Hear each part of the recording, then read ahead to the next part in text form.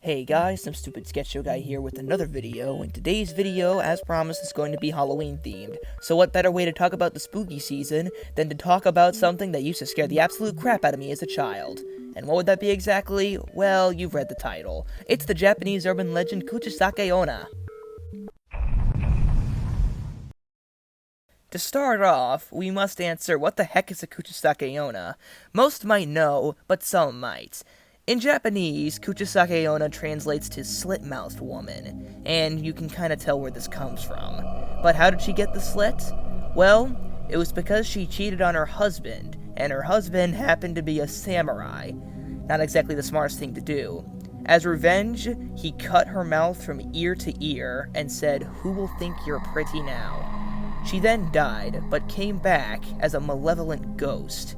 In the modern day, she now comes back as a woman wearing a surgical mask, a pretty scary possibility considering the world we live in now. She will go up to children, primarily, and ask them if she is pretty. If they say no, they die by a pair of giant scissors.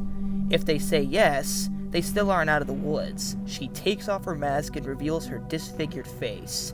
She'll ask, "What about now?" If you say no, she'll stab you with her scissors. And if you say yes, she'll say, "And why don't I make you pretty like me?" And then she will cut your face ear to ear. However, there is a way to get out of this. You have to confuse her by giving neutral answers, by saying she's average, or a solid 6, or something along those lines where you don't give a clear answer. You can also distract her by throwing hard candy at her, as she will look at it, and that'll give you enough time to escape. Now, weirdly enough, when I first saw her, I actually wasn't really that scared of her back in middle school, but as I got more hooked into it, I kind of became more scared of her disfigured face around the 9th grade, so much so that she became a part of a lot of my nightmares. Even just thinking about her face or seeing a picture of her would send chills down my spine. So, I couldn't really watch or look at any pictures of her, so I had to avoid searching things like Japanese legends or urban legends or stuff like that. Or I'd have to filter through videos that may have her in the name, which was easier said than done. Another thing that would happen is that she would appear in my dreams. When I was in my dreams and I realized I was dreaming, she would be the first thing I think of because of the ironic effect of, hey, you're not supposed to think of something scary in a lucid dream. Well, what else is my mind supposed to think of with that simple rule? Even when I just sit there in my bed, I would just get chills, and especially if I had just woken up, just thinking about her would cause my whole body to shake. It's hard to describe, but when you just wake up, and you think of something scary, it feels like your whole body shakes in terror. And it's a terrible feeling, like absolutely terrible. Actually, one night, I was so scared of her that I tried sleeping with the lights on. I couldn't bear myself to turn off the lights. It didn't work. It really didn't.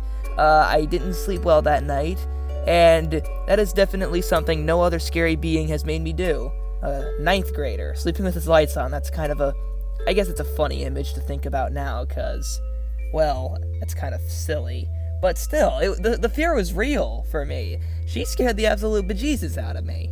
And that's kind of where the story ends. After a while, I did become desensitized to the material. I still think it's a great story, but it doesn't scare the absolute crap out of me like it used to. No more sleeping with the lights on. And I didn't really think about her for a while, but then it came back in when October came around, because, well, it's the time for scary stuff. So what better way to celebrate than to look back on things that used to scare the absolute bejesus out of you. And also, I got a little inspiration from King Kaiju's 600 and 700 subscriber special, where he talks about things that used to scare him a lot as a kid. So, I thought I might as well hop on board and talk about what used to scare the crap out of me, which is this thing. And I hope you guys enjoyed it. If you want me to talk about other things that used to scare the bejesus out of me, you can comment that down below, because I do have a few others I could talk about.